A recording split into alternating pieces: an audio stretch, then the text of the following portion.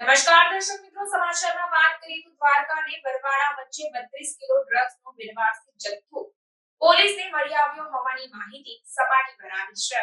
દેવભૂમિ દ્વારકા વિસ્તારમાં છેલ્લા કેટલાક સમયથી વ્યાપક પ્રમાણમાં ઝડપાયેલા ડ્રગ્સ સહિતના નશાકારક પદાર્થોએ વ્યાપક ચર્ચાઓ જગાવી છે.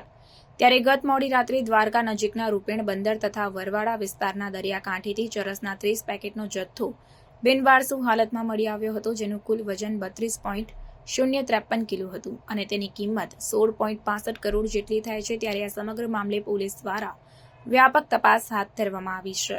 આ સમગ્ર પ્રકરણ અંગે બિનઆધારભૂત સૂત્રો દ્વારા જાણવા મળતી વિગત મુજબ દ્વારકા નજીક મીઠાપુર માર્ગ પર આવેલા રૂપેણ બંદર તથા વરવાડા ગામ વચ્ચેના દરિયાકાંઠા વિસ્તારમાં કેટલાક શંકાસ્પદ મનાતા પેકેટ્સ પડ્યા હોવા અંગેની જાણ પોલીસ તંત્રને કરવામાં આવી હતી, જેને અનુલક્ષીને એના ઇન્ચાર્જ એસપી હાર્દિક પ્રજાપતિની સૂચના મુજબ પોલીસ સ્ટાફ દ્વારા રાત્રિના સમયે જ આ સ્થળે દોડી જઈ અને અહીં રહેલા પેકેટ્સને કબજે લેવામાં આવ્યા હતા.